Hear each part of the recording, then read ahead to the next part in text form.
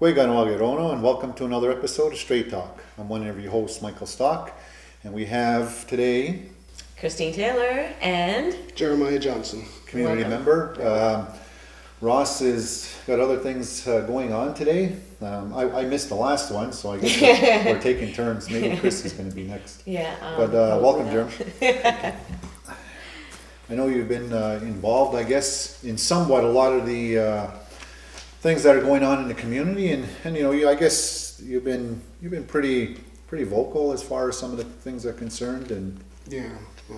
so we're going to talk about some of the issues that are surrounding the community now, and maybe some of them you're aware of, and maybe some of them you're not. But the first thing is they're supposed to be doing another or a new bike path coming Right. up. Right. Near the new Going out towards Clay Mountains. Clay Mountain area. Yeah. And And Rondack Junction area in there. yeah. I guess it's got a lot to do as well as like for a lot of people with the just getting to the new back and forth to new developments with the students and younger people that want to come to town proper or the village area. Yeah. I wonder which way they're going to go though, because of the bridge. Are they going around by the golf club, or do you don't know? No, I Not don't sure. really know. I know they installed the lights underneath the bridge near the fireworks place, Mhm. and so maybe that might be an option, something to get underneath some way safely, because it has to be. And in the process, they're going to be going by the area where the remains of Tiffanys were found, Right. and her sister Melanie's looking at trying to get a dedication made or something for that area. So I know that there's something out there on Facebook, and they're looking for, I guess, ideas, suggestions, or ways of, I guess, generating some revenue to get Some sort of memorial. some sort of a memorial Yeah. in that area. I mean, it's, I guess it's a good location, but unfortunately, we have to put those in areas of the community. God forbid if we ever put one in every single spot where somebody got killed tragically, or was found. We'd have a lot in this community over the years, because especially with all the accidents and stuff we have. But this is a little bit different. The Tyler Glasgow, they have done Memorial, one, yeah. and that's nice. It's a big area, and it's fixed up nice. Yes. And, hopefully that they'll be able to get something similar Right. in that area, and maybe there'll be more information somewhere down the road as far as trying to resolve that, The whole Yeah. issue. because I think that over the years they've been looking in different locations for her, and some a worker stumbled on that area. It took a long time. Yeah. It took a long time.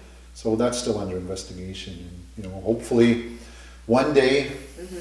And I know they still have there's a billboard on that says that if any information on her murder, for people to come forward, and any information to help that investigation along.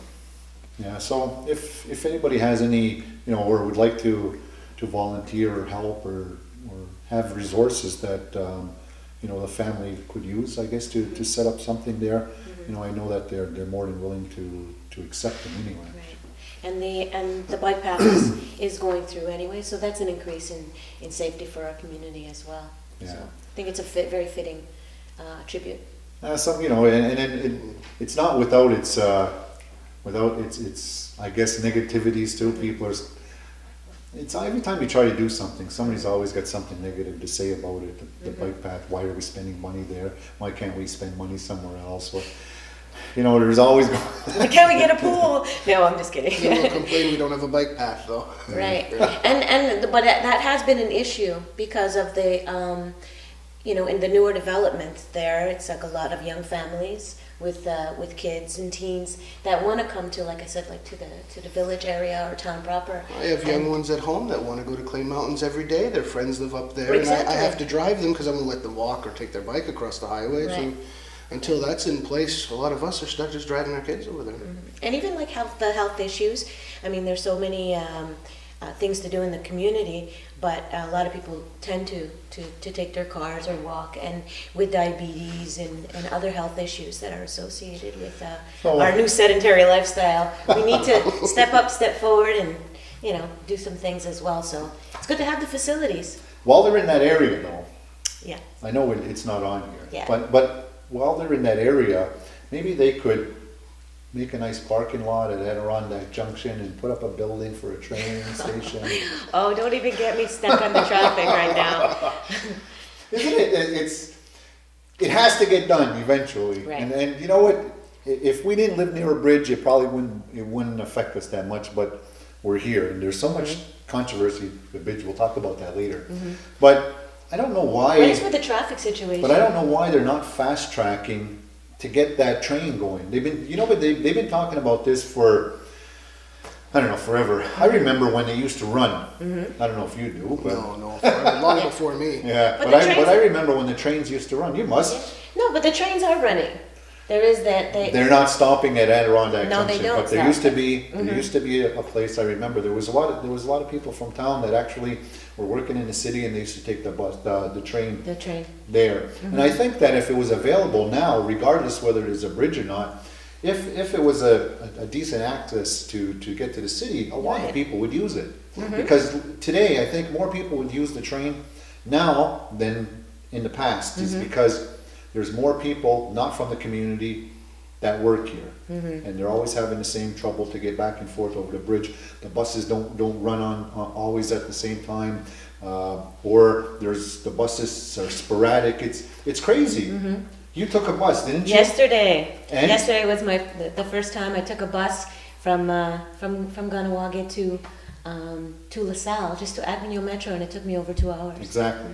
And it was just, So- and there are certain times there's just, I mean, for more often than not, I can make, adjustments with my schedule in order to be able to, know when the traffic is in two ways, so that I can get there, blah blah blah. But it's a big hassle. So. And some people are talking about walking the train bridge. Right. If we had a train station, though, I mean, who would work there? That was one of the questions that I had asked about, is why we don't have a train station. I said one of the issues is that it would be owned by CP, the train station would own it, and they would employ their unionized workers. So people from Ganawage probably wouldn't even have a job there. Yeah, but what if it's just a platform, and they would have their own, workers on the train. Either that or put it out for tender to privatize it. Yeah. And then privatize it. What's the difference? Right. Whether it doesn't matter who's there. I mean, if it's somebody from the community, fine. But give them that area and to generate some type of revenue, because you can also charge for parking. Yeah. I know that some of them don't, but you can. Fix it, charge for parking. Then the revenue from the parking is going to go into the business. There's a way of doing it, and I don't think it matters at all. Whether it's CP or not. If it's not CP, it can still be run properly.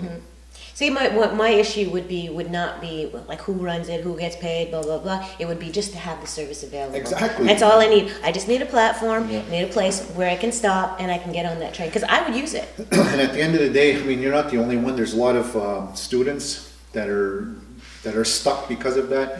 But then what's the other issue on how often does the trains, or do they have to add trains to the mix, or how frequent do they come by? And then there's another issue, and the safety issue on all the people that live there that have to cross there. So it's not just doing the Adirondack. They made, instead of making it a minor thing of just a train getting over to the island, it becomes something else. But the thing is like they've already got the service in place. They've increased the amount of trains. They've increased service. They've added cars already to service their customers in St. Catherine. And my daughter's actually used the train, and they're taking it from Montreal back to the South Shore, and has gotten off in Côte St. Catherine, and then had to get picked up there. But that was one of the things. It would make it so easy if we just had a stop. It doesn't even have to be a whole station. It doesn't have to be just a stop. It could be like a bus stop. Just a Just stop. a booth, Everything is already there. Just a stop. And that bridge isn't coming down, right?